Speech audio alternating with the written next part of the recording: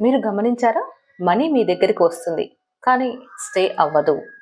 Income ఉంది, opportunities కూడా వస్తున్నాయి, కానీ మనీ ఎంప్టీ అయిపోతూ ఉంది. ఆల్మోస్ట్ సెటిల్ అయ్యాను అని అనుకునే టైంలోనే unexpected expenses or sudden loss. ఇది కోఇన్సిడెన్స్ కాదు, ఇది కర్మ కూడా కాదు, ఇది మీ సబ్కాన్షియస్ మనీ ప్యాటర్న్.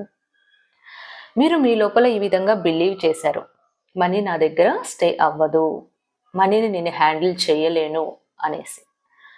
ఈ రోజు నుంచి ఈ స్మాల్ షిఫ్ట్ని ట్రై చేయండి.